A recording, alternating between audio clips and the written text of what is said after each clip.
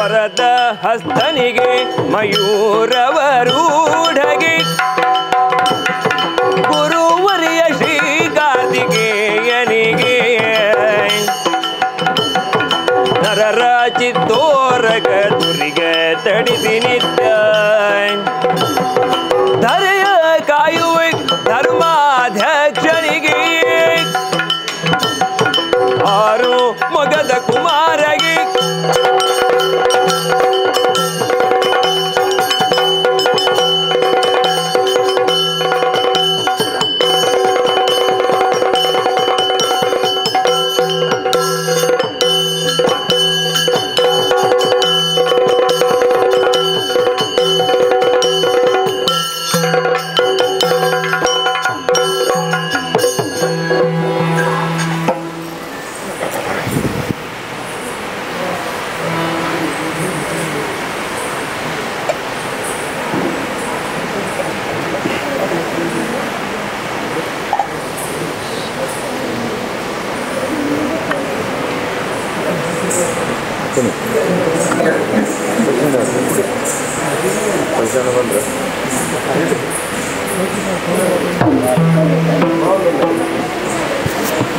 ಶ್ರೀ ವರಪ್ರದ ಮಹಾಗಣಪತಿ ದೇವರ ಪಾದಾರವಿಂದಕ್ಕೆ ಗೋವಿಂದ ಅನ್ನಿ ಗೋವಿಂದ ಗೋವಿಂದ. ಜ್ಞಾನಶಕ್ತಿ ಶ್ರೀ ಸುಬ್ರಹ್ಮಣ್ಯ ದೇವರ ಪಾದಾರವಿಂದಕ್ಕೆ ಗೋವಿಂದ ಅನ್ನಿ ಗೋವಿಂದ ಗೋವಿಂದ. ಶ್ರೀ ಮಹಾಲಿಂಗೇಶ್ವರ ಶ್ರೀ ಮಹಾಗಣಪತಿ ದೇವರುಗಳ ಪಾದಾರವಿಂದಕ್ಕೆ ಗೋವಿಂದ ಅನ್ನಿ ಗೋವಿಂದ ಗೋವಿಂದ. ಮನದಲ್ಲಿ ವಾಸವಾಗಿರುವ ದೇವದೇವರುಗಳ ಪಾದಾರವಿಂದಕ್ಕೆ ಗೋವಿಂದ ಅನ್ನಿ ಗೋವಿಂದ ಗೋವಿಂದ. ಭದ್ರವಾರಮಣ ಗೋವಿಂದ ಗೋವಿಂದ. ನಿನ್ನೆಯ ದಿನ ಅಜಪುರ ವಿಷ್ಣು ಭಾಗವತ ವಿರಚಿತ ಕಿರಾತಾರ್ಜುನ ಪ್ರಸಂಗದ ಪೂರ್ವಾರ್ಧದ ಕೆಲವು ಭಾಗಗಳನ್ನು ನಾವು ಗಮನಿಸಿದ್ದೇವೆ. ಇಂದು ಅದೇ ಪ್ರಸಂಗದ ಉತ್ತರಾರ್ಧದ ಕೆಲವು ಭಾಗಗಳನ್ನು ಗಮನಿಸಲಿಕ್ಕಿದ್ದೇವೆ. ಒಂದು ವಿನೂತನ ಯೋಜನೆ, ತೆಂಕುತಿಟ್ಟಿನ ಪರಂಪರೆಯ ಒಂದು ನಡೆಗಳನ್ನು, ಪ್ರಸಂಗದ ಮಾಹಿತಿಗಳನ್ನು ತಮಗೆ ಕೊಡಬೇಕೆಂಬುದಾಗಿ, ಬೇರೆ ಬೇರೆ ಪ್ರಸಂಗಗಳ ಕೊಡಬೇಕೆಂಬ ನಮ್ಮ ಆಶಯ ಇದೆ. ನಮಗೆ ವಿಶೇಷವಾಗಿ ವಿದ್ಯಾರ್ಥಿಗಳಿದನ್ನು ಗಮನಿಸಬೇಕು. ತೆಂಕುತಿಟ್ಟಲ್ಲಿ ಕಿರೀಟ ವೇಷಕ್ಕೆ, ಕಿರೀಟ ವೇಷ ಅಥವಾ ಪ್ರಸಂಗದ ನಡೆ ಯಾವ ರೀತಿ, ಕಿರೀಟ ವೇಷ ಅಂತೂ ಪ್ರಧಾನ. ಸೂರ್ಯಕುಮಾರಿ ಗೋವಿಂದ ಭಟ್ರು ಮತ್ತು ಪೇರ್ವಾಯಿ ನಾರಾಯಣ್ ಶೆಟ್ಟರ ನಂತರ ಕಿರೀಟ ವೇಷ ಒಂದು ಇದಮಿತ್ತಂ, ಒಂದು ರಂಗನಡೆ ಹೇಗೆ ಅಂತ ತಿಳಿದಂತಹ ವ್ಯಕ್ತಿಗೆ ಇದ್ದರೆ ಒಂದು ಸುಬ್ರಾಯ ಹೊಳ್ಳ ಕಾಸರಗೋಡು ಮತ್ತು ಉಬರಡ್ಕ ಉಮೇಶ್ ಶೆಟ್ಟಿಯವರು ಅಂತ ಹೇಳಲಿಕ್ಕೆ ನಾನು ಬಹಳ ಸಂತೋಷ ಪಡ್ತೇನೆ. ಯಾರಿದ್ದರೂ ಕೂಡ ಆ ನಂತರದವರೇ, ಅದು ಯಾರೇ ಇರಲಿ ಕಿರೀಟ ವೇಷಕ್ಕೆ, ಅದು ಆನಂತರದವರೇ. ಇದಮಿತ್ತಂ ಅಂತ ಹೇಳುವಂಥ ಒಂದು ಪುರಾಣ ಪ್ರಸಂಗಗಳ ಒಂದು ಅಷ್ಟೊಂದು ನಡೆಗಳನ್ನು ಎಷ್ಟೋ ವರ್ಷ ಬೇರೆ ಬೇರೆ ಕಟೀಲು, ಧರ್ಮಸ್ಥಳ, ಬೇರೆ ಬೇರೆ ಮೇಳಗಳಲ್ಲಿ ತಿರುಗಾಟ ಮಾಡಿ ಪ್ರಸ್ತುತ ಸುಬ್ರಾಯ ಹೊಳ್ಳರು ನಮ್ಮ ಪಾವಂಜಿ ಮೇಳದಲ್ಲಿ ಕಲಾವಿದರಾಗಿದ್ದಾರೆ. ಉಬರಡ್ಕ ಉಮೇಶ್ ಶೆಟ್ಟರವರು ಹನುಮಗಿರಿ ಮೇಳದಲ್ಲಿ ವ್ಯವಸಾಯವನ್ನು ಮಾಡ್ತಾ ಇದ್ದಾರೆ.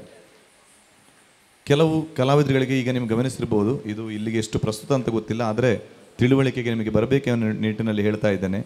ಈಗೆಲ್ಲ ಯೂಟ್ಯೂಬ್ ಕಲಾವಿದರುಗಳಾಗಿದ್ದಾರೆ, ಎಲ್ಲ ಸಾಮಾಜಿಕ ಜಾಲತಾಣದ ಕಲಾವಿದರುಗಳಾಗಿದ್ದಾರೆ ಹೊರತು ಪುರಾಣದ ನಡೆ ಹೇಳಿದರೂ ಕೆಲವರಿಗೆ ಬೇಡ.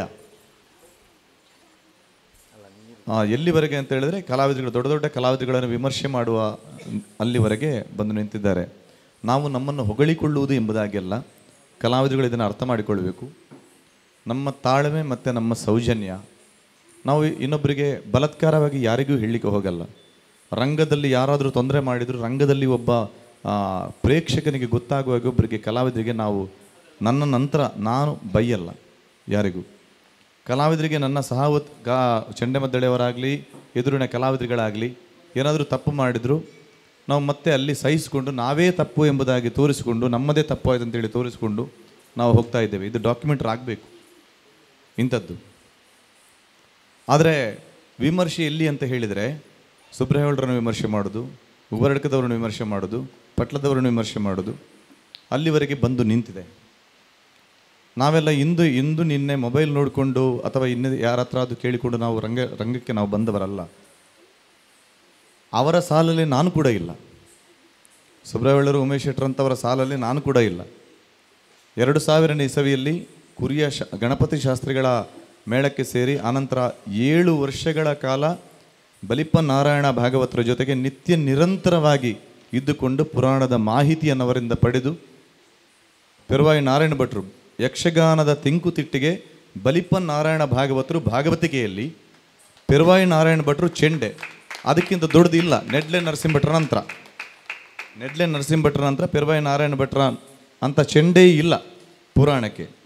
ಅವರು ಹೇಳಿದರೆ ಅದು ಒಂದು ಅಚ್ಚೊತ್ತಿದಾಗೆ, ಪೌರಾಣಿಕ ಮಾಹಿತಿ ಅಷ್ಟಿತ್ತು. ಇದು ಈಗಿನ ಕಲಾವಿದರಿಗೆ ಬೇಡ ಗೊತ್ತೂ ಇಲ್ಲ ಕೆಲವು ವಿಷಯದಲ್ಲಿ. ಅಂಥವರೊಂದಿಗೆ ತಿರುಗಾಟ ಮಾಡಿ ಅವರ ಸಂಪೂರ್ಣ ಅನುಭವವನ್ನು ನನಗೆ ಧಾರೆ ಇರದವರು ಅವರು. ಪರಿಪೂರ್ಣವಾಗಿ ಪಟ್ಲ ನನ್ನ ಶಿಷ್ಯ ಅಂತ ಒಪ್ಪಿಕೊಂಡವರು ಅವರಿಬ್ಬರು ಕೂಡ. ನಿಮ್ಗೆ ಗೊತ್ತಿರಬೇಕು, 2000 2 ನಿಮಿಷ ಮಾತಾಡ್ಬೋದಲ್ಲ, ತೊಂದರೆ ಇಲ್ಲಲ್ಲ. ಭಾಗವತಿಗೆ ಕಮ್ಮಟ ಆಯಿತು. ಎಲ್ಲಿ? ಉಡುಪಿಯಲ್ಲಿ ಒಂದು ಭಾಗವತಿಗೆ ಕಮ್ಮಟ ಆಯಿತು. ಅಲ್ಲಿ ಶ್ರೀಮಂತೂರು ನಾರಾಯಣ ಶೆಟ್ಟರು, ಹೊಸತೋಟ ಮಂಜುನಾಥ ಭಾಗವತರು, ಬಲಿಪನಾರಾಯಣ ಭಾಗವತರಿಂದ ತೊಡಗಿ ಘಟ್ಟಾನುಘಟಿ ವಿದ್ವಾಂಸರುಗಳು ಭಾಗವತಿಕೆಗೆ, ಯಕ್ಷಗಾನದ ಹಿಮ್ಮೇಳಕ್ಕೆ ಮತ್ತು ಸಾಹಿತ್ಯಕ್ಕೆ, ಸಂಗೀತಕ್ಕೆ ಸಂಬಂಧಪಟ್ಟ ಯಾರೆಲ್ಲ ನಮ್ಮ ದಕ್ಷಿಣ ಭಾರತ ವಿದ್ವಾಂಸರುಗಳಿದ್ರು ಅವರೆಲ್ಲರೂ ಇದ್ದರು. ಶತಾವಧಾನಿ ಡಾಕ್ಟರ್ ಆರ್ ಗಣೇಶ್ರವರ ಅಧ್ಯಕ್ಷತೆ. ಅಲ್ಲಿ ಶ್ರೀಮಂತೂರು ನಾರಾಯಣ ಶೆಟ್ಟಿಯವರು ಬರೆದಂತಹ ಛಂದಸ್ಸಿನ ಒಂದು ಪದ್ಯವನ್ನು ಹಾಡಲಿಕ್ಕೆ ನನಗೆ ಅವಕಾಶ ದೊರಕಿತ್ತು. ಇಡೀ ಬೆಳಿಗ್ಗಿನಿಂದ ರಾತ್ರಿವರೆಗೆ ತುಂಬ ಗಲಾಟೆಗಳಾಯಿತು. ನಮ್ಗೆ ಗೊತ್ತಲ್ಲ ಕಮ್ಮಟಗಳು ಹೇಗಿರ್ತದೆ ಅಂತ. ಬಲಿಪನಾರಾಯಣ ಭಾಗವತರು, ಶ್ರೀಮಂತೂರು, ಕೊರ್ಗಿಯವರಿಗೆ, ಅವರಿವರಿಗೆಲ್ಲ ತುಂಬ ಭಾಗವತಿಗೆ ಬಗ್ಗೆ ತುಂಬ ಚರ್ಚೆಗಳಾಯಿತು. ಭಾಳ ತಾರಕಕ್ಕೆ ಏರಿತ್ತು. ಕೊನೆಗೆ ಅಧ್ಯಕ್ಷೀಯ ಭಾಷಣದಲ್ಲಿ ಎಲ್ಲ ತೆಂಕುಬಡಗಿನ ಕಮ್ಮಟ ಇದು. ಅಲ್ಲಿ ಡಾಕ್ಟರ್ ಶತಾವಧಾನಿ ಆರ್ ಗಣೇಶ್ ಅವರು ಉಲ್ಲೇಖಿಸೋದು ನಾನು ಹಾಡಿದ ಒಂದು ಹಾಡನ್ನು ಬಹಳ ಚೆನ್ನಾಗಿ ಆ ಹುಡುಗ ಹಾಡಿದ. ಅದು ಡಾಕ್ಯುಮೆಂಟ್ರಿ ಆಗಿದೆ, ನಾನೀಗ ಮುಖಸ್ತುತಿಯಾಗಿ ಹೇಳೋದಲ್ಲ, ಡಾಕ್ಯುಮೆಂಟ್ರಿ ಆಗಿದೆ ಅದು. ಈಗಲೂ ಉಡುಪಿಯಲ್ಲಿ ನಡೆದ ಭಾಗವತಿಗೆ ಕಮ್ಮಟ. ಅದು ನನಗೆ ನಮಗೆ ಸರ್ಟಿಫಿಕೇಟ್ ಇನ್ನೊಬ್ಬರು ಕೊಡಬೇಕಾಗಿಲ್ಲ ಅಂತ. ಪುರಾಣದ ಮಾಹಿತಿಗಳ ಬಗ್ಗೆ, ಇದರ ಬಗ್ಗೆ ಅಂಥ ವಿದ್ವಾಂಸರುಗಳ ಮಧ್ಯೆ ನಮಗೆ ಸಿಕ್ಕಿದ ಸರ್ಟಿಫಿಕೇಟ್ಗಳಿಗೆ ಅದೇ ಸಾಕಾಗುತ್ತೆ ನಮಗೆ. ನಾವಿದನ್ನು ಎಲ್ಲಾದರೂ ಹೇಳಿಕೊಂಡು ತಿರುಗಾಡುವಂಥ ಅಭ್ಯಾಸ ನಮಗಿಲ್ಲ, ಎಲ್ಲೂ ಹೇಳಲೂ ಇಲ್ಲ. ಇದು ನಮ್ಮ ಕಮ್ಮಟ ಆದ ಕಾರಣ ನಿಮಗೆ ವಿದ್ಯಾರ್ಥಿಗಳಿಗೆ ಗೊತ್ತು ಬೇಕು ಅದರ ಹಿಂದೆ ಎಷ್ಟು ಶ್ರಮ ಇದೆ.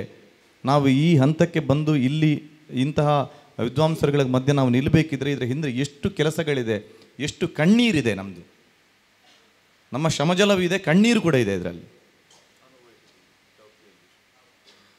ಅಷ್ಟು ಅನುಭವಿಸ್ತೇವೆ ನಾವು ಇದ್ರ ಜೊತೆ. 2011ರಲ್ಲಿ ಬಜಿಪೆಯಲ್ಲಿ ದೇವಿ ಮಹಾತ್ಮೆ ಪ್ರಸಂಗದ ಬಗ್ಗೆ ಕಟೀಲು ಮೇಳದ ಒಂದು ಕಮ್ಮಟ ನಡೆಯಿತು. ನಿಮಗೆಲ್ಲರಿಗೂ ಗೊತ್ತಿರಬೇಕು, ಹೊಳ್ಳರು ಇದ್ರ ಅಂತೇಳಿ ಕಾಣ್ತದೆ. ಎಷ್ಟು ಜನ ವಿದ್ಯಾರ್ಥಿಗಳು ಬಂದಿದ್ರಿ ಗೊತ್ತಿಲ್ಲ. ದೇವಿ ಮಹಾತ್ಮೆ ಪ್ರಸಂಗದ ಬಗ್ಗೆ ಒಂದು ಕಮ್ಮಟ ಕಟೀಲು ಮೇಳದಲ್ಲಿ ಹೀಗೆ ಆಗಬೇಕು ಅಂತ. ಆವಾಗ ಬಹಳ ಬೇಡಿಕೆ ಇತ್ತು. ಒಂದು 5ನೇ ಮೇಳದ ತಂಡಕ್ಕೆ ನಮಗೆ ಬಹಳ ಬೇಡಿಕೆ ಇತ್ತು. ಆವಾಗ ಆ ಅಧ್ಯಕ್ಷತೆಯನ್ನು ವಹಿಸಿದ ಕೊರಗಿ ವೆಂಕಟೇಶ ಉಪಾಧ್ಯಾಯರು. ಅಲ್ಲಿಯೂ ಘಟಾನುಘಟಿಗೆ ವಿದ್ವಾಂಸರುಗಳಿದ್ದರು. ನನ್ನಲ್ಲಿ ಒಂದು ಬೇಡಿಕೆ ಇಟ್ಟರು. ಅರ್ಧದ ನಂತರ ದೇವಿ ಮಹಾತ್ಮೆ ಪ್ರತ್ಯಕ್ಷೆಯ ಅರ್ಧ ಭಾಗದ ನಂತರ ಸತೀಶ ನೀನೇ ಆಡಿಸಬೇಕು, ನಿನ್ನ ತಂಡದ ಕಲಾವಿದರನ್ನು ನೇಮಕ ಮಾಡು. ನನಗೆ ಮುಂಚಿನ ದಿವಸ ಟಾರ್ಗೆಟ್ ಕೊಟ್ಟರು. ಮತ್ತು ನೀನು ಆವತ್ತು ಕಮ್ಮಟ ಅಂತೇಳಿ ಪುರಾಣದ ಶೈಲಿಯಲ್ಲಿ ಹಾಡೋದು ಬೇಡ, ನೀನು ಯಾವಾಗ ಮೇಳದಲ್ಲಿ ಹೇಗೆ ಆಡಿಸ್ತಿ ಹಾಗೇ ಆಡಿಸಬೇಕು ಅಂತ ಹೇಳಿದರು. ಹೇಗೆ ಆಡಿಸ್ತಿದ್ದಿ ಮೇಳದಲ್ಲಿ ಮಾಮೂಲಿಯಾಗಿ ಹಾಗೇ ಆಡಿಸಬೇಕು ಅದನ್ನು, ಯಕ್ಷಗಾನವನ್ನು ಅಂತ. ಇದೆ ಮಾನ್ಯದವರದ್ದೇ ರಕ್ತಬೀಜ, ನೆಲ್ಲಿಯಾಡಿಯ ದೇವಿ ಇದೆಲ್ಲ ಇತ್ತು. ದೇವಿ ಪ್ರತ್ಯಕ್ಷದ ನಂತರ ಕೊನೆಯವರೆಗೆ ನಾನೇ ಆಡಿಸಿದೆ, ಟೋಟಲ್ ಆಗಿ ನಾನೇ ಆಡಿಸಿದೆ. ಬಜಿಪೆಯಲ್ಲಿ ಅದು ಕೂಡ ದಾಖಲೆ ಇದೆ ಈಗಲೂ. ದೇವಿ ಮಹಾತ್ಮೆ ಪ್ರಸಂಗ ಮೊದಲು ಹೇಗಿತ್ತು, ಈಗ ಹೇಗಿದೆ, ಇನ್ನು ಹೇಗೆ ಆಗಬೇಕೆನ್ನುವ ಕಮ್ಮಟದು. ಆ ಮೂರನ್ನು ಸಂಯೋಜಿಸಿ ಒಂದು ಕಮ್ಮಟ. ವೆಂಕಟೇಶ ಉಪಾಧ್ಯಾಯರು ಅಧ್ಯಕ್ಷರು, ಎಲ್ಲ ಘಟಾನುಘಟಿಗಳು ಎಲ್ಲರೂ ಇದ್ದರು. ಅದರಲ್ಲಿ ಶ್ರೀಮಂತೂರು, ಬಲಿಪರವರು ಇವರೆಲ್ಲರೂ ಇದ್ದರು.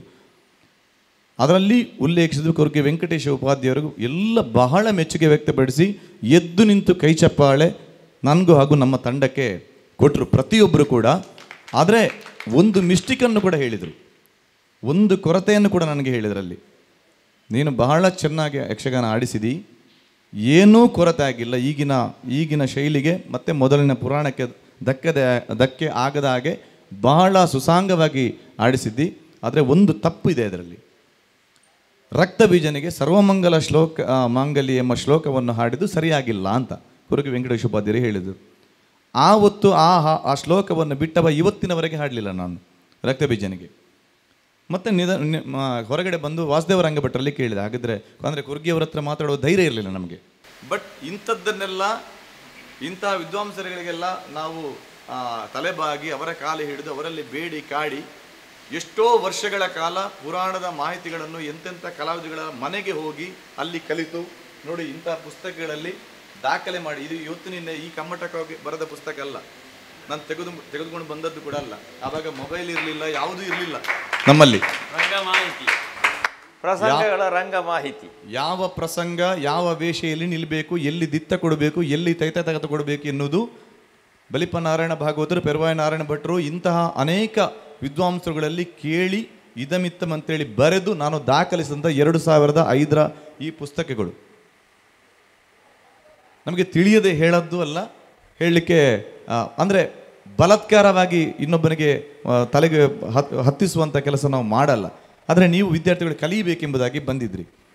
ಭಾಗವತಿಗೆ ಬಗ್ಗೆ ನಮಗೆ ಗೊತ್ತಿರುವುದು, ನಾವು ದೊಡ್ಡ ವಿದ್ವಾಂಸರುಗಳಲ್ಲ, ಸಾಹಿತ್ಯದ ಬಗ್ಗೆ ಎಲ್ಲ ದೊಡ್ಡ ವಿದ್ವಾಂಸರುಗಳಲ್ಲ, ಆದರೆ ಪುರಾಣ ಹೇಗಿರಬೇಕಂತ ಇಂಥ ಪುಣ್ಯಾತ್ಮರುಗಳಲ್ಲಿ ಕೇಳಿ ಸ್ವಲ್ಪ ನಾವು ಪಡೆದಿದ್ದೇವೆ ಅಷ್ಟೇ. ಆದ ಕಾರಣ ಇಂದ್ರಕೀಲಕದ ಇವತ್ತಿನ ನಿರ್ಣಯ ಭಾಗಕ್ಕೆ ತಾವುಗಳೆಲ್ಲರೂ ವಿದ್ಯಾರ್ಥಿಗಳಾಗಿ ಸಹಕರಿಸಿದ್ರಿ, ಕ್ಷಮಿಸಿ. ನಾನು ಅದನ್ನು ಹೇಳಬೇಕಾಗಿ ಬರ್ತದೆ. ಯಾಕೆಂತ ಹೇಳಿದರೆ ಈಗಿನ ಈ ಸಾಮಾಜಿಕ ಜಾಲತಾಣ ಎಷ್ಟು ಇಂತಹ ವಿದ್ಯಾರ್ಥಿಗಳಿಗೆ ನಿಮಗೆ ಎಷ್ಟು ಉಪಕಾರವೋ, ಅವಿದ್ಯಾವಂತರಿಗೆ ಮತ್ತು ಕೆಲಸ ಇಲ್ಲದವರಿಗೆ ಅದು ತುಂಬ ಸಹಕಾರಿ ಕೂಡ ಆಗಿದೆ. ಎಷ್ಟು ದುರುಪಯೋಗ ಆಗ್ತದೆ ಎನ್ನುವುದಕ್ಕೆ ಅದುವೇ ಒಂದು ಸಾಕ್ಷಿ. ಒಂದು 10 ಜನರಿಗೆ ಅದಕ್ಕೆ ಪ್ರಯೋಜನ ಆದರೆ 90 ಜನರಿಗೆ ಅದು ಎಲ್ಲದಕ್ಕೂ ಉಪಯೋಗ ಆಗುತ್ತೆ. ಆದ ಕಾರಣ ಇಂಥದ್ದನ್ನೆಲ್ಲ ಸಹಿಸಬೇಕಾಗುತ್ತೆ ನಾವೆಲ್ಲ. ಏನೇ ಇರಲಿ, ನೀವೆಲ್ಲ ಕಲೀಲಿಕ್ಕೆ ಬಂದಿದ್ದೀರಿ. ನಿಮಗೆ ನಿಮ್ಮ ಜಿಜ್ಞಾಸೆಗಳು ಏನು ಈ ಪ್ರಸಂಗದ ಬಗ್ಗೆ, ಇದಕ್ಕಿಂತ ಹೊರತಾಗಿ ಇವತ್ತು ಬೇಡ, ನಾವು ಆಮೇಲೆ ಮಾತಾಡೋಣ. ಅಂದರೆ ಈ ಪ್ರಸಂಗವೇ ಮೂಲವಾಗಿ ಇಟ್ಕೊಳ್ಳೋಣ. ನಿಮಗೆ ಏನು ಅದರಲ್ಲಿ ಜಿಜ್ಞಾಸೆ ಇದೆ ಅದನ್ನು ಸಂಪೂರ್ಣವಾಗಿ ಕೇಳಿ. ಭಾಗವತಿಗೆ ಪದ್ಯಗಳನ್ನು ಯಾವ ರೀತಿ ಹಾಡಬೇಕೆಂಬುದಾಗಿ ನಾನು ಕೇಳಿದರೆ ನನಗೆ ಗೊತ್ತಿದ್ದನ್ನು ಹೇಳ್ತೇನೆ, ಅಥವಾ ಇನ್ನೊಬ್ಬರಲ್ಲಿ ಯಾರ ಹತ್ರ ಆದರೂ ಕೇಳಬೇಕಿದ್ರೂ ಅದನ್ನು ಕೇಳುವಂಥ ಅವಕಾಶಗಳು ನಿಮಗಿದೆ.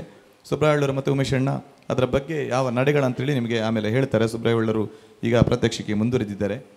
ಬೇಡ ಹಾಗೂ ಕಿರಾತ ಹಾಗೂ ಅರ್ಜುನ ಹಂದಿಗೆ ಬಾಣ ಬಿಟ್ಟಲ್ಲಿವರೆಗೆ ನಾವು ನಿಲ್ಲಿಸಿದ್ದೇವೆ, ನೀವೆಲ್ಲ ಗೊತ್ತು. ಅದನ್ನು ಪ್ರತ್ಯೇಕ ಪ್ರಸ್ತುತಿ ಮಾಡುವ ಅಗತ್ಯ ಇಲ್ಲ.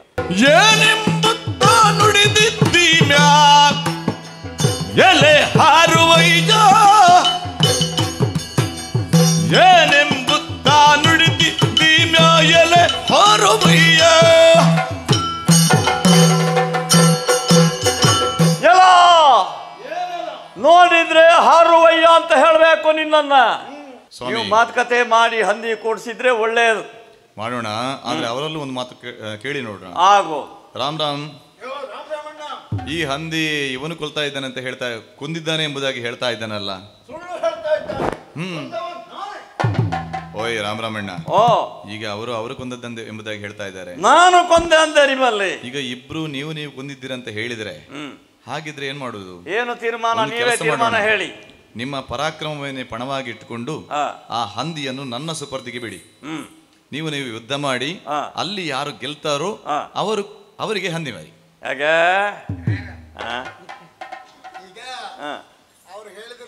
ಗೆದ್ದವರಿಗೆ ಹಂದಿ, ಸ್ವಲ್ಪ ಬದಲಾವಣೆ ಮಾಡಿ. ಹೇಗೆ?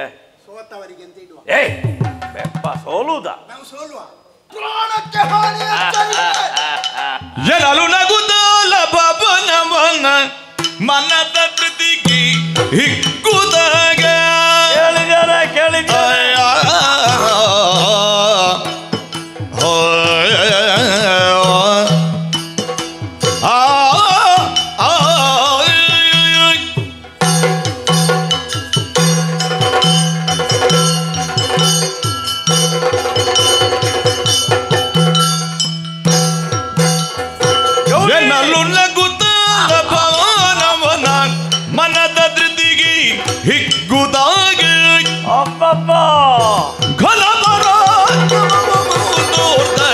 ವನಿತೆ ಗಿರಿಜೆಗೆ ಜನಲು ನಗುತ್ತ ಅಭವನುಡರಿ ಮನದ ಮೃತಿಗೆ ಹಿಗ್ಗುತ್ತಾಗೆ ಆದ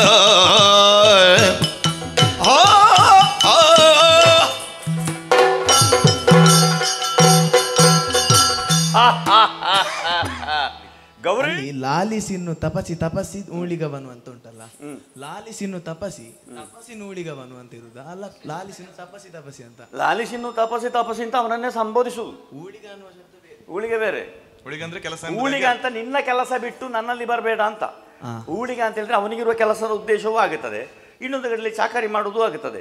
ನಿನ್ನ ಊಳಿಗೆ ಅಂಥದ್ದು ತಪಸ್ಸು ಮಾಡುವುದು, ನೀನು ಅದನ್ನು ಮಾಡು. ಅದು ಬಿಟ್ಟು ನಮ್ಮಲ್ಲಿ ಇದನ್ನು ಕಾಲು ಕೆರೆದು ಯುದ್ಧಕ್ಕೆ ಬರಬೇಡ ಅಂತ, ಆಯಿತಾ? ಊಳಿಗವನ್ನು ಬಿಟ್ಟು ನಮ್ಮೋಳು ಆಳುತನಕ್ಕೆ, ಆಳುತನ ಅಂದರೆ ಇದು ಪರಾಕ್ರಮ ತೋರಿಸುವಂಥದ್ದು ಆಳ್ತನ. ಹಾಂ, ಅದು ಬೇರೆ. ಸರಿ, ಆಗಲಿ ಚಂದ ಸುಗಲ್ತವ್ರು ಹೇಳ್ತಾರೆ ಅವಳಿ. ಅದು ಪದ್ಯ ಎಲ್ಲಿಗೆ ನಿಲ್ಲಿಸುವುದು ಅಂತ ಏರು ಪದ್ಯ ಹೇಳುವಾಗ ಲಾಲಿಸಿನ್ನು ತಪಸಿ ನೂಳಿಗವನ್ನು ಅಂತ ತಗೊಳ್ಬೇಕಾ?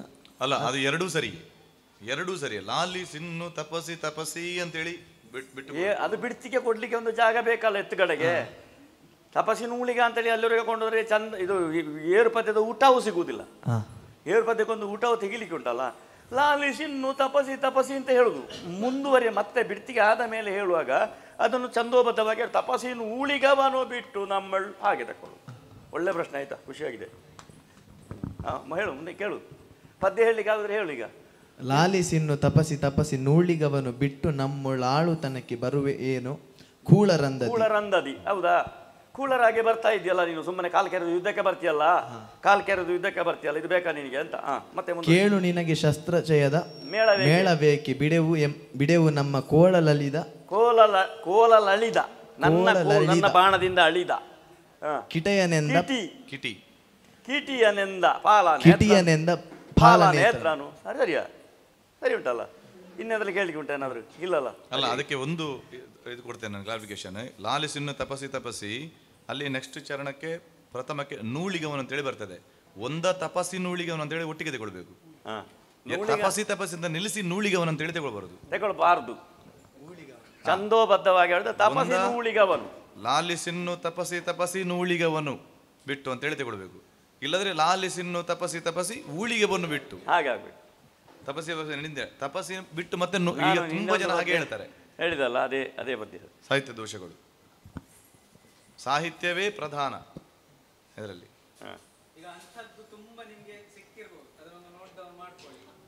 ಈ ಸಾಹಿತ್ಯವನ್ನು ಕಟ್ ಮಾಡುವಾಗ ತುಂಬಾ ಭಾಗವತರುಗಳು ಇಂತಹ ತುಂಬಾ ತಪ್ಪುಗಳನ್ನು ಮಾಡ್ತಾರೆ. ಎಲ್ಲೆಲ್ಲಿ ನಿಲ್ಲಿಸುವುದು, ಅಕಾರ ಇಕಾರ ಉಕ ಯಾವುದು ಕೂಡ ಇಲ್ಲ. ಪದ್ಯದ ಅದನ್ನು ಸಾಹಿತ್ಯ ಪ್ರಧಾನವಾಗಿ ಹಾಡುವುದೇ ಬಹಳ ಅತ್ಯಂತ ಆಪ್ಯಾಯಮಾನ ಆಗುದು ಮನಸ್ಸಿಗೆ, ನಮಗೆಲ್ಲ. ಈಗ ಸತೀಶಣ್ಣ ಹೇಳಿದ್ರು ಆವಾಗ ನನಗೆ ಸಾಹಿತ್ಯವಾಗಿ, ಅವರು ಸಾಹಿತ್ಯ ಪ್ರಧಾನವಾಗಿ ಹಾಡ್ತಾರೆ. ನನಗೆ ಅವ್ರ ಹತ್ರ ಪ್ರೀತಿ ಆಗೋದು ಅದಕ್ಕೆ. ಸಾಹಿತ್ಯಕ್ಕೆ ದೋಷ ಬಾರದಾಗಿ ಹಾಡೋದು ಅವ್ರು. ಎಂಥ ಕೆಲವೊಂದು ಪದ್ಯ ಅತ್ಯಂತ ಟಪ್ಪು, ಅದು ತಾಳಕ್ಕೆ ಸೇರಿಸಿ ಹಾಡಲಿಕ್ಕೆ ತುಂಬ ಕಷ್ಟ. ಅವರು ಅದನ್ನು ಒಂದು ಲೀಲಾಜಾಲವಾಗಿ ಹಾಡ್ತಾರೆ. ನನಗೆ ಅವರ ಮುಖಸ್ತುತಿ ಮಾಡೋದಲ್ಲ, ನಾನು ಚೌಕಿಯಲ್ಲಿದ್ದರೆ ನನಗೆ ಅದುವೇ ಕೆಲಸ, ಕಿವಿ ಕೊಡೋದೇ ಕೆಲಸ ಯಾವಾಗಲೂ. ನಾನು ಮೆಲ್ಲ ಹೀಗೆ ತೆರೆಯಿತು ಹೇಳಲಿಕ್ಕುಂಟು, ಖುಷಿ ಆಯಿತು ಅಂತ. ಎಷ್ಟೋ ಪದ್ಯಗಳನ್ನು ಅವರು ಈ ತುಂಬ ಪುರಾಣ ಪ್ರಸಂಗಕ್ಕೆ ನನಗೆ ಉದಾಹರಣೆ ಕೊಡಲಿಕ್ಕೆ ಆಗೋದಿಲ್ಲ. ಎಷ್ಟೋ ಹಾಡುಗಳನ್ನು ಅಷ್ಟು ಚಂದೋಬದ್ಧವಾಗಿ ಅದಕ್ಕೆ ಲೋಪ ಬಾರದಾಗಿ ಹಾಡ್ತಾರೆ ಅವರು. ಇನ್ನು ಬೇರೆ ಕಡೆ ಏನಲ್ಲೂ ನಗುತ್ತಾ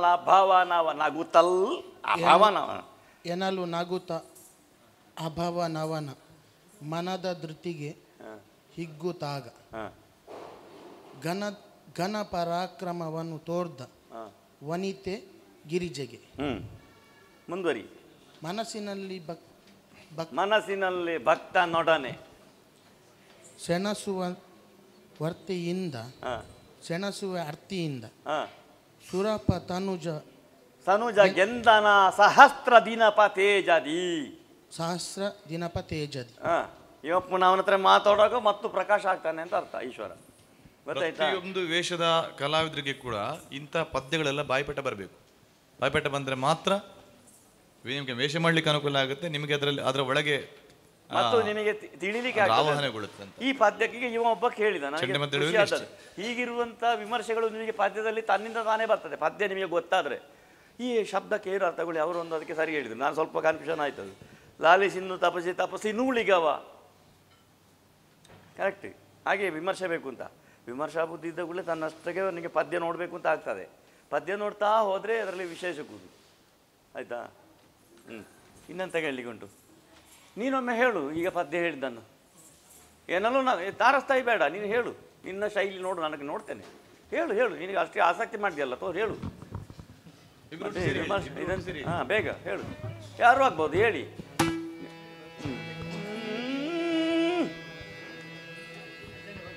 ಎನಲು ನಗುತ್ತಲ ಭವನವನ ಮನದ ಧೃತಿಗೆ ಹಿಗ್ಗುತ್ತಾಗಿ ಎನ್ನಲು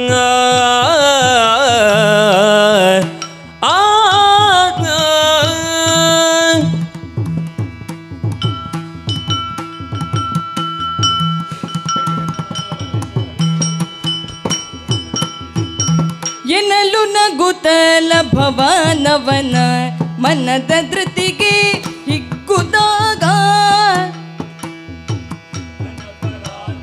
ಮವನು ತೋರ್ದ ವನಿತೆ ಗಿರಿ ಅದು ಏರ್ಬೇಕು. ಅಲ್ಲಿ ಘನ ಪರಾಕ್ರಮವನ್ನು ತೋರ್ದ ಘನ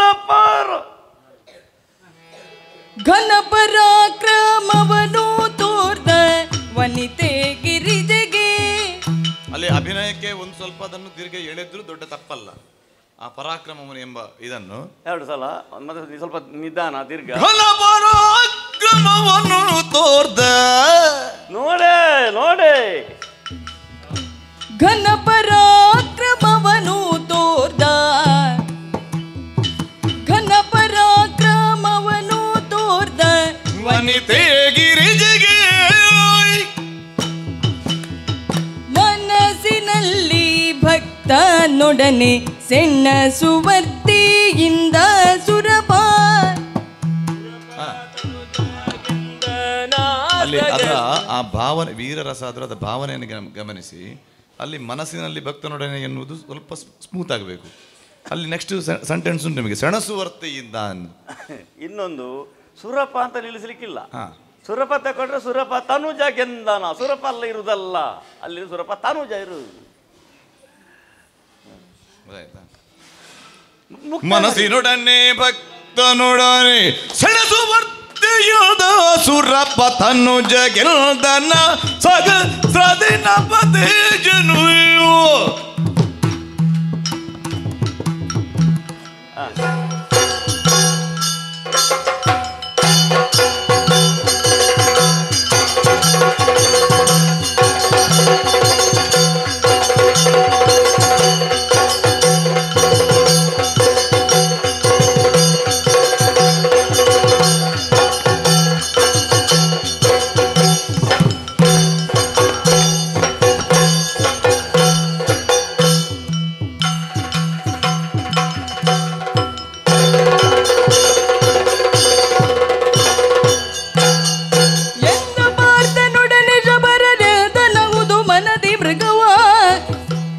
ಮೃಗವ ಕೊಂದು ಮೆಲುವುದೆಮ್ಮ ಕುಲಕ್ಕೆ ಸಂದ ಬಿರುದದು ಎಂದುದರನ್ನು ಬರದು ತಡೆದರಿದು ಬಿಡುವು ಛಲವ ಎನ್ನಲಿ ಎನ್ನಲ್ಲಿ ಕಂದು ನರನು ಕದಿಯೊಳಿದಿರು ನಿಲ್ದ ನಾಡಿ. ತಪಸ್ಸಿಯೇ, ಎಷ್ಟು ಹೇಳಿದ್ರು ಯುದ್ಧಕ್ಕೆ ಮುಂದುವರಿಯುತ್ತಾ ಇದೆಯ. ಬೇಡರಾದಂತ ನಮಗೆ ಮೃಗಬೇಟೆ ಜನ್ಮನ ಬಂದಿರುವಂಥದ್ದು ನಾನಾಗಲೇ ಹೇಳಿದೆ. ಮೃಗಗಳನ್ನು ಭೇದಿಸಿ ಮಾಂಸ ಭಕ್ಷಣ ಅದು ನಮ್ಮದಾದಂಥ ಕುಲ ಕಸುಬು. ಅದರಂತೆ ಕಾಡಲ್ಲಿ ಮುಂದುವರಿಯುತ್ತಾ ಇದ್ರೆ ನೀನೊಬ್ಬ ತಡೆಯಾಗಿರುವೆ.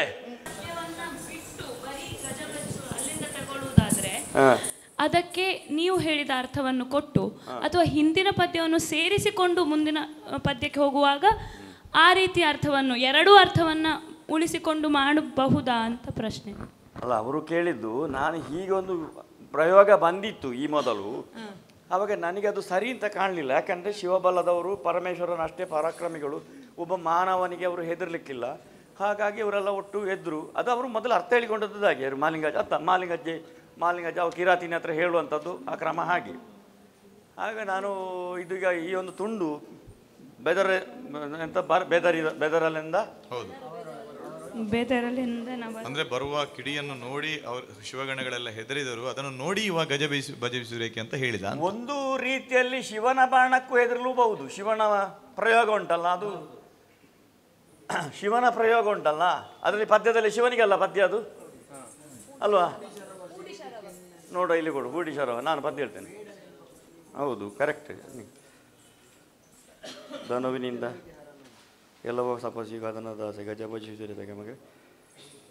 ಅಲ್ಲಿ ಗಜ ಭಜಿಸುವಿರೇತಕ್ಕೆ ನೀವೇತಕ್ಕೆ ಗಜ ಭಜಿಸುವರೇತಕ್ಕೆ ಮಗೆ ಭಜಕ ನೀತನು. ಭಜಕ ನೀತನು ಅಂತ ಹೇಳುವಾಗ ನೀವು ಅವನಿಗೆ ಹೊಡಿಲಿಕ್ಕೆ ಹೋಗಬೇಡಿ, ಅವನನ್ನ ಭಕ್ತ ಅನ್ನೋದೇ ಅಲ್ಲಿ ತಾತ್ಪರ್ಯ ಆಗ್ತದಲ್ಲ. ಅವರು ಒಂದು ವೇಳೆ ಹೌದು ಅದೇ ಸರಿ. ಒಂದು ವೇಳೆ ಅವರು ಹೆದರುವುದಾದ್ರೆ ಅವನನ್ನ ಭಕ್ತ, ನೀವು ಹೆದರಬೇಡಿ ಅಂತ ಹೇಳಲಿಕ್ಕೆ ಆಗುದಿಲ್ಲ. ಒಳ್ಳೆ ವಿಮರ್ಶೆ ಆಯ್ತು. ಹೇಗೆ ಇನ್ನೊಮ್ಮೆ ಹೇಳು. ಭಜಕನಿದ್ದಾನೆ ಅವ, ನನ್ನ ಭಜಕನಿದ್ದಾನೆ, ಹಾಗಾಗಿ ನೀವು ಹೊಡಿಬೇಡಿ ಅಂತ ಹೇಳುದು ಸರಿ ಅಂತ. ಇಲ್ಲದಿದ್ರೆ ಅವ ಹೆದರುವುದಾದ್ರೆ ನನ್ನ ಭಕ್ತ, ನೀವು ಹೆದರಬೇಡಿ ಅಂತ ಹೇಳಲಿಕ್ಕಿಲ್ಲ ಅವರು.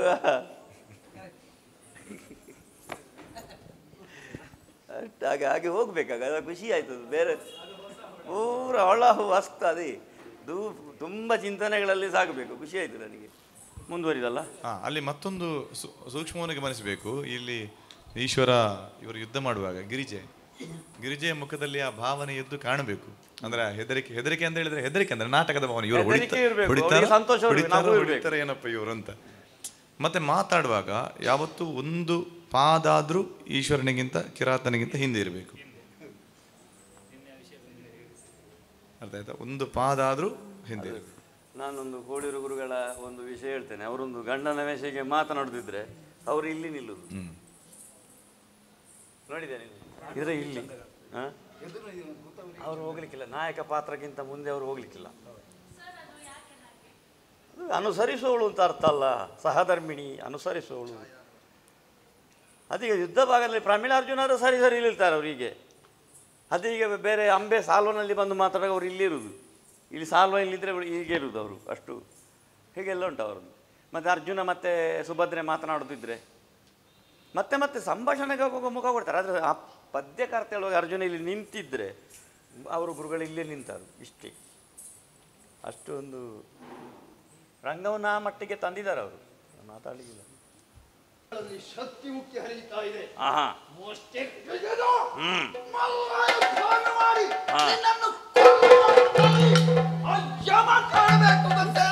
ಮಲ್ಲ ಯುದ್ಧ ತರುಣಿ ಸರಿ.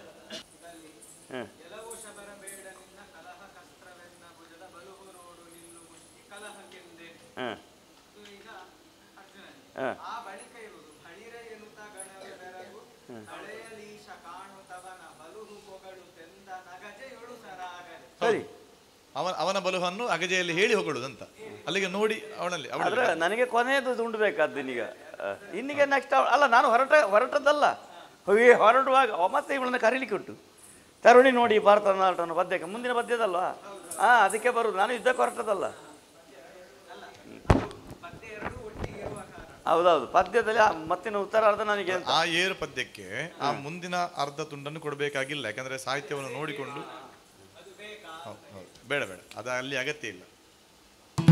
ತಪವನು ವಿರಚಿಸಿಯೇ ಬಲು ಬಳಿದನು ನೋಡ್ ಮರುಳ ನಿವನು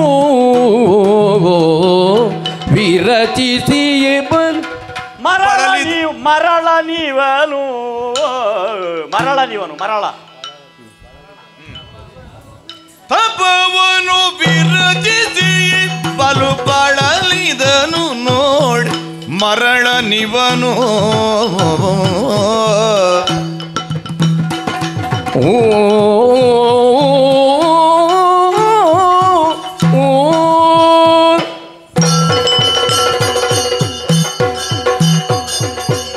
ಗೌರಿ, ಇವನಂತಾದಂತಹ ಹೊತ್ತಿನಿಂದ ಹೊತ್ತಿಗೆ ಏರುತ್ತಿರುವಂತಹ ವಿಕ್ರಮವನ್ನು ಕಾಣುವಾಗ ನರನತಿಶಯದ ಸರಿಸಾಟಿ ಸಿಣಸಿದ ಪ್ರತುಳ ಬಲ ಧೃತಿ ಗೆಟ್ಟು ನಿಲ್ದಿಗ ಜತನವಿರಲಿ.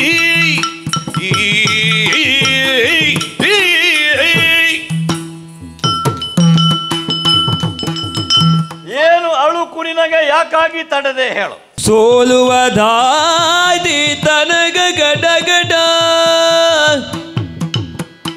ದಿವಿಜ ದಾನವ ಮಾನವರೊಳಗೆ ನಗಿದಿರು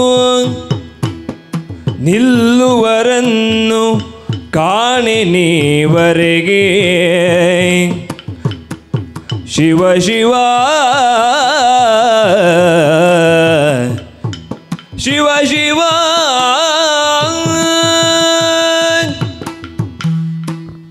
ಶಿವ ಶಿವ. ಕಿರಾತನಲ್ಲಿ ಕೈ ಸೋತು ಮಲ್ಲ ಯುದ್ಧದಲ್ಲಿ ನಾನು ನೆಲದಲ್ಲಿ ಕಪ್ಪನೆ ಬಿದ್ದೆ. ಜಯ ಸಚ್ಚಿದಾನಂದ ಜಯ ಪ್ರಮಥ ವೃದ ಜಯ ಜಯ ಜಯ ಕಪಾಲಮಾಲಾ ಜಯ ಸುಮನಸೋದ್ಧಾರ ಜಯ ದುರಿತ ದೂರ ಜಯ ಜಯ ಮೌನಿ ಕುಲ ರಕ್ಷ ಜಯ ದಕ್ಷ ಶಿಕ್ಷ ಜಯ ಜಯ ಜಯತು ಪದ್ಮಾಂಗ ಜಯ ಮಹಾಲಿಂಗ ಜಯ ಜಯ ಜಯ ಬಿರಗಿರ್ದನು ಜಯ ಜಯ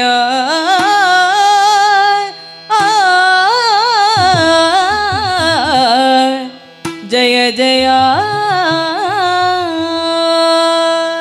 ಜಯ ಜಯ ಹರನೇ ಶಂಕರನೇ ಶಿವನೇ ಸರ್ವಾತ್ಮಕನೇ ನೀಲಕಂಠನೇ ತ್ರಿನೇತ್ರಧಾರಿಯೇ ಶೂಲಪಾಣಿಯೇ ಪಾರ್ವತೀವರನೇ ರಕ್ಷಿಸು ತಂದೆ ರಕ್ಷಿಸು. ಸಮಯ ವಿಂಗಡಣೆ ಅಂದರೆ ಈಗ ನಾವು ಕಾಲಮಿತಿಯಲ್ಲಿದ್ದೇವಲ್ಲ, ಹಾಗಾಗಿ ಯಾವ ಪ್ಲಾಟ್ ನಮ್ಮ ಜಸ್ಟ್ ತಿಳುವಳಿಕೆಗೆ ಯಾವ ಪ್ಲಾಟ್ ಎಷ್ಟೊತ್ತು ಹೋಗಬೇಕು ಅಂದರೆ ಸ್ಟಾರ್ಟಿಂಗಿಂದ ಲಾಸ್ಟ್ವರೆಗೆ. ಇದರಲ್ಲಿ ಸಮಯ ಹೊಂದಾಣಿಕೆಗೆ ಪದ್ಯಗಳನ್ನು ಕಟ್ ಮಾಡುವಾಗಿಲ್ಲ. ಇದು ಇದಮಿತ್ತಮ್ ಹೇಗಿದೆ ಹಾಗೆಯೇ ಹೋಗಬೇಕಾಗುತ್ತೆ. ಇಂಥ ಪ್ರಸಂಗಗಳೆಲ್ಲ ದುಶ್ಯಾಸನ ಪದ್ಯ ಆಗಲಿ ಇಂದ್ರಕೀಲಕ್ಕಾಗಲಿ ಇಂಥ ಕೆಲವು ಅದು ಕಾಲಮಿತಿಯ ಯಕ್ಷಗಾನಕ್ಕೆ ಅಂಥದ್ದೇ ಪ್ರಸಂಗಗಳನ್ನು ಆಯ್ಕೆ ಮಾಡಬೇಕಾಗುತ್ತೆ. ಇದರ ಮಧ್ಯಕ್ಕೆ ಕಾಲಮಿತಿಗೆ ಇದನ್ನು ತಂದರೆ ತುಂಬ ಕಷ್ಟ. ಮಾತ್ರ ಇದರಲ್ಲಿ ವೇಷಗಳು ಕಡಿಮೆ ಒಂದು, ಮತ್ತು ಇಷ್ಟು ಹೊತ್ತಿನ ವಿಷಯ ಇಲ್ಲದಿದ್ದರೆ ಅದು ಪೂರ್ಣ ಪ್ರಮಾಣ ಪ್ರಸಂಗ ಆಗುವುದಿಲ್ಲ. ಈಗ ಅರ್ಜುನ ಹೊರಟ ಮೇಲೆ ಆದರೂ ಬತ್ತಿ 2 ಗಂಟೆ ಬೇಕು. ಅದೇ 2 ಗಂಟೆಯಲ್ಲಿ ಈಗ ನಾವು ಮಾಡುವಾಗ ಅಂದರೆ ಜಸ್ಟ್ ನಮ್ಮ ತಿಳುವಳಿಕೆಗೆ ಒಂದು ಪ್ಲಾಟಿಂದ ಒಂದು ಪ್ಲಾಟಿಗೆ ಅಂದರೆ ಎಷ್ಟು ಆ ಪ್ಲಾಟ್ ಇಷ್ಟೊತ್ತು ಹೋಗಬೇಕು, ಅಂದರೆ ನಾವು ಉದ್ದ ಆಗದಾಗೆ ನೋಡುವಾಗೆ ಇಲ್ಲ. ಇದರಲ್ಲಿ ಉದ್ದ ಆಗ್ಲಿಕ್ಕೆ ಏನಿಲ್ಲ ಅಂತ ಇದ್ರೆ ಇಷ್ಟೇ, ಇದಕ್ಕಿಂತ ಮಾತಾಡಿ ಕೂಡ ಉದ್ದ ಮಾಡುವಾಗಿಲ್ಲ. ಇದನ್ನು ಮಾತಿನೆಲ್ಲ ಇಷ್ಟು ಸಹ ಮಾತಾಡಲಿಕ್ಕಿಲ್ಲ ಆಟದಲ್ಲಿ. ಈಗ ನಾವಿಲ್ಲಿ ಮಾತಾಡಿದೇವಲ್ಲ ಅಷ್ಟು ಸಹ ಮಾತನಾಡಲಿಕ್ಕಿಲ್ಲ. ಅಲ್ಲಿ ಸ್ವಲ್ಪ ಉದ್ದ ಹೋಗುವ ಜಾಗ ಅಂತ ಹೇಳಿದ್ರೆ ಆ ಬೇಟೆಗಾರನನ್ನು ಮುದ್ದಪ್ಪಣ್ಣ ಮತ್ತೆ ಬಿದ್ದ ಮೇಲೆ ಸ್ವಲ್ಪ ಅಷ್ಟೇ ಹಾಗೆ.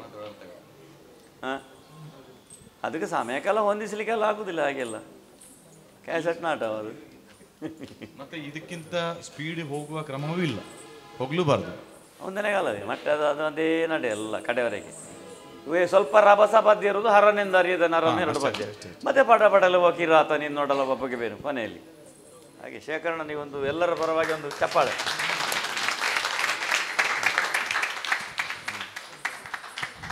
ಎಲ್ಲರಿಗೂ ನಮಸ್ಕಾರ.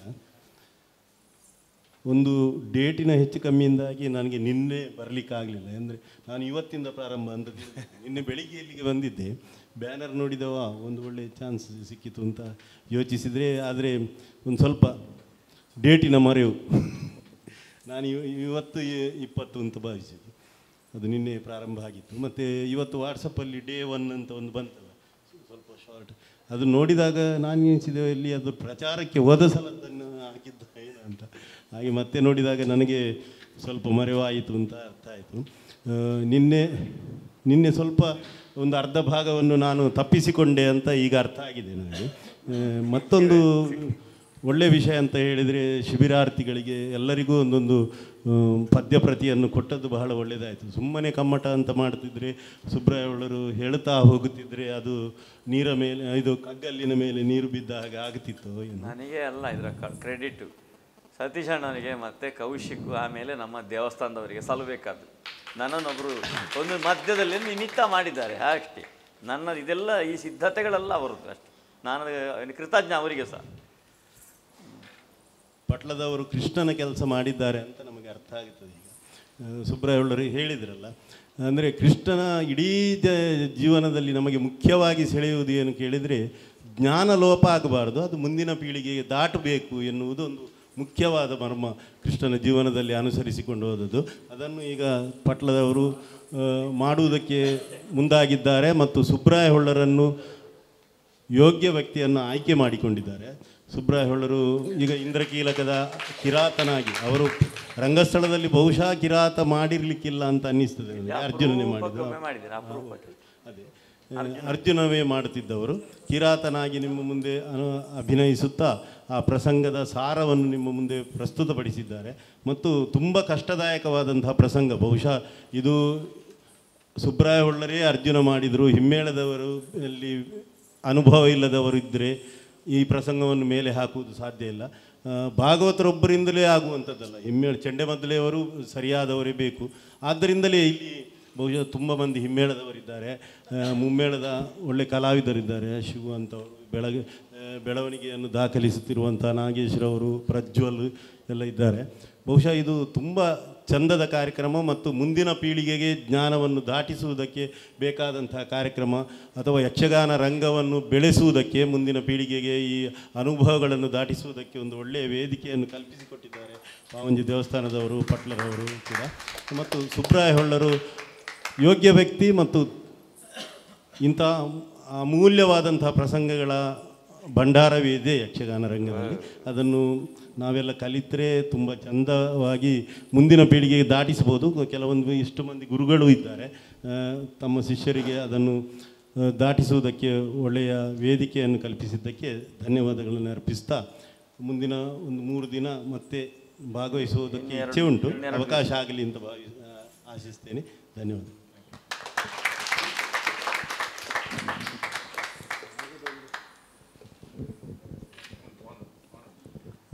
ಒಂದು ಗಜ ಭಜಿಸುತ್ತಾ ಅಂತ ಒಂದು ಪದ್ಯ ಪ್ರಾರಂಭ ಪೂರ್ವದಲ್ಲಿ ಒಂದು ಜಿಜ್ಞಾಸೆ ಬಂತಲ್ಲ, ಅದಕ್ಕೆ ಒಂದು ನನ್ನ ಅನಿಸಿಕೆ ಏನು ಕೇಳಿದರೆ, ಅಂಥದ್ದು ತುಂಬ ಜಿಜ್ಞಾಸೆಗಳು, ಪ್ರಸಂಗದಲ್ಲಿ ವ್ಯತ್ಯಾಸಗಳು ಪದ್ಯಕ್ಕೆ ಎಲ್ಲ ಉಂಟು ತುಂಬ. ಅದನ್ನೇ ಭಾಗವತ ನಿರ್ದೇಶಕ ಅಂತ ಹೇಳೋದು ಅದನ್ನೇ. ಸುಬ್ರಾಯ ಹೊಳ್ಳರು ಆಗಲೇ ಹೇಳಿದರಲ್ಲ, ಬಲಿಪರು ನನಗೆ ಹೇಳಿಕೊಟ್ಟದ್ದು ಹೀಗೆ, ಪ್ರಸಂಗದಲ್ಲಿರುವ ಗೊಂದಲವನ್ನು ಪರಿಹರಿಸುವುದಕ್ಕೆ ಭಾಗವತರು ನಿರ್ದೇಶಕನಾಗಿ ಅಂಥದ್ದನ್ನು ಮಾಡಿಕೊಂಡು ಹೋದ ತುಂಬ ಪುರಾವೆಗಳುಂಟು. ಅದೇ ಇಲ್ಲಿಯೂ ಅದನ್ನೇ ನಾವು ಅನ್ವಯಿಸಿಕೊಂಡು ಹೋಗಬೇಕು ಅಂತ ನನ್ನ ಅಭಿಪ್ರಾಯ. ಧನ್ಯವಾದ. ಥ್ಯಾಂಕ್ ಯು ಶೇಖರಣ್ಣ. ಯಾಕೆಂದರೆ ಅವರು ಕೂಡ ಒಂದು ಮೇಳದಲ್ಲಿ ವ್ಯವಸಾಯ ಮಾಡಿದ ತುಂಬ ಅನುಭವ ಇದೆ.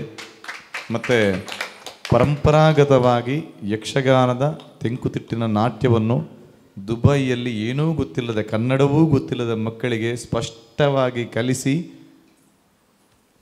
ಪ್ರಸಂಗಕ್ಕೆ ಬೇಕಾದ ಹಾಗೆ ಸಿದ್ಧ ಮಾಡಿ ಅವರಿಗೆ ರಂಗ ಪ್ರವೇಶವನ್ನು ಮಾಡಿಸಿ ಇಂತಹ ಅನೇಕ ಪ್ರಸಂಗಗಳನ್ನು ರಂಗಕ್ಕೆ ತಂದಂತಹ ಮಹಾನುಭಾವರು ಶೇಖರ್ ಡಿ ಶೆಟ್ಟಿಗಾರವರು. ಅದು ಬಹಳ ವಿಶೇಷ.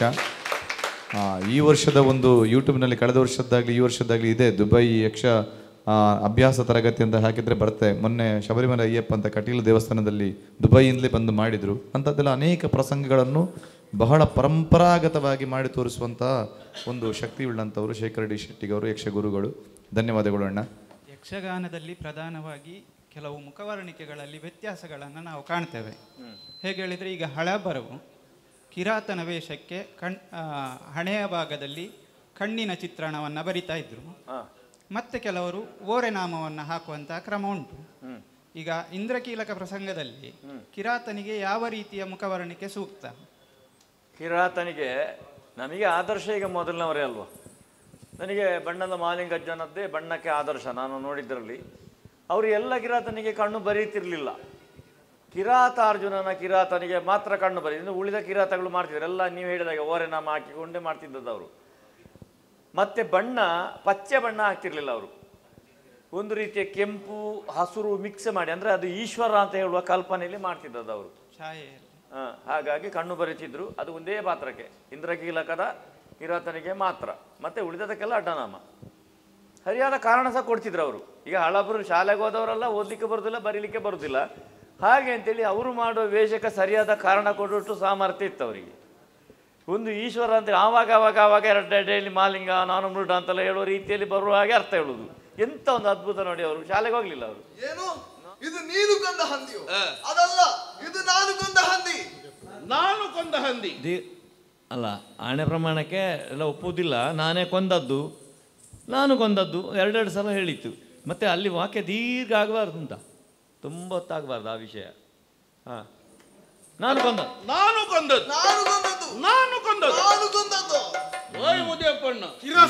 ಆಗುವುದಿಲ್ಲ ಈ ಸಲ. ಇದು ಈ ಕಾಲಕ್ಕೆ ಆಗುವಂತ ವಿಷಯವೇ ಅಲ್ಲ. ಅವ ಕೊಡಕ್ಕಿಲ್ಲ, ನೀವು ಬಿಡಕ್ಕಿಲ್ಲ, ಒಟ್ಟು ಹಂದಿ ಬೇಕ್ರಿ. ಈ ಹಂದಿಯ ಪ್ರಕರಣ ಅಲ್ಲಿ ಗೊತ್ತು, ಪುನಃ ಪದನ ಚರ್ವಿತ ಚರ್ವಣ ಆಗ್ತದೆ ಅಂತ. ವಾಕ್ಯ ಕಡಿಮೆ ಮಾಡಿ ಹೋಗ್ಬೇಕು ಅಂತ ಗೊತ್ತಾಯ್ತಾ? ಈಗ ಹೇಳು, ಅವರು ರಾಮಣ್ಣ ಹೇಳಿದರು ನಿನ್ನ ಹತ್ರ, ಅಲ್ಲ ಇದು ಗೃಹಸ್ಥಣ್ಣ ಅಂತ ಹೇಳಿದರು, ಅಯ್ಯ ಗೃಹಸ್ಥಣ್ಣ ಅಂತ ಹೇಳಿದರು ಭಾಗವತರು.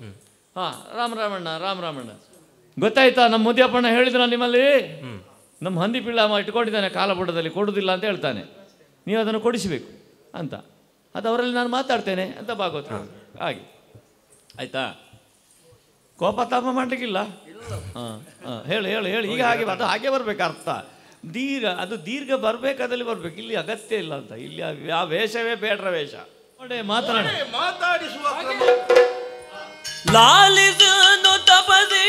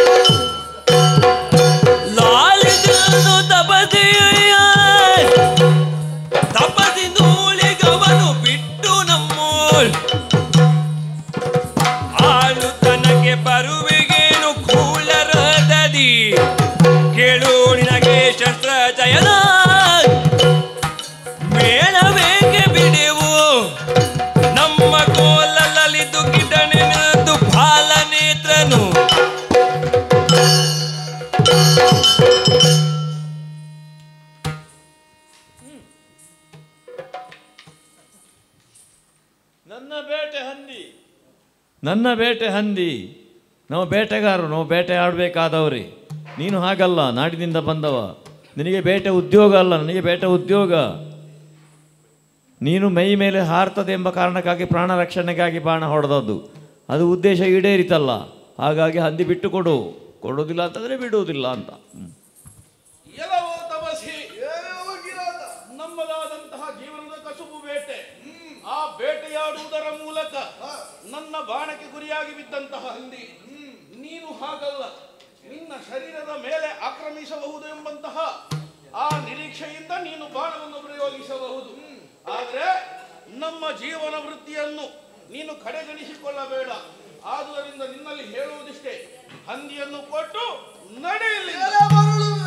ಮರಳು ವ್ಯಾದ ಬನದ ಉಲ್ಲೇ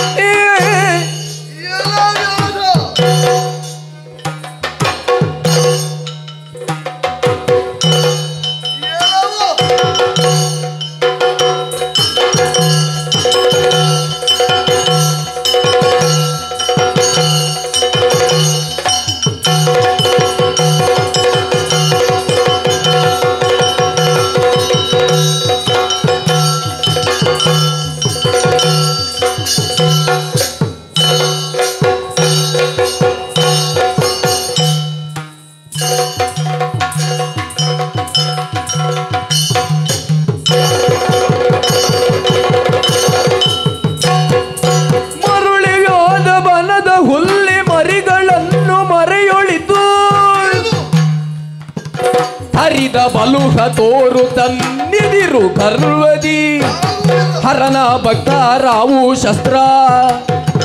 ಶಸ್ತ್ರ ವಿರಸಿದ ಪವ ಮಾಳ್ಪೆ ಒದಟ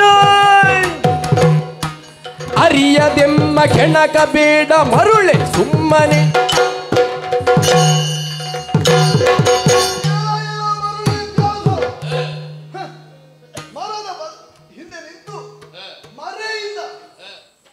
ನಿನಗೆ ಬರೋ ಅಸ್ತ್ರ ಬಿಡು, 4 ಅಸ್ತ್ರ ಬಿಡಬೇಕು ಅಲ್ಲಿಗೆ. ನಿನಗೆ ಯಾವುದು ಬರ್ತದೆ? ಸಾಮಾನ್ಯ ಶರಗಳಿಂದ ಏನೂ ಪ್ರಯೋಜನವಿಲ್ಲ. ಈ ಕಿರಾತನನ್ನು ಸೋಲಿಸಬೇಕು ಅಂತ ಇದ್ರೆ ಮಂತ್ರಾಸ್ತ್ರಗಳಾಗಬೇಕು. ಪ್ರಯೋಗಿಸ್ತೇನೆ ಹಾಗೆ. ಸಾಮಾನ್ಯ ಶರಗಳನ್ನು ಪ್ರಯೋಗಿಸುವುದರಿಂದ ಈತನನ್ನು ಸೋಲಿಸುವುದಕ್ಕೆ ಸಾಧ್ಯವಿಲ್ಲ. ಈತನನ್ನು ಸೋಲಿಸಬೇಕಾಗಿ ಮಂತ್ರಾಸ್ತ್ರಗಳನ್ನೇ ಪ್ರಯೋಗಿಸುತ್ತೇನೆ. ಇದು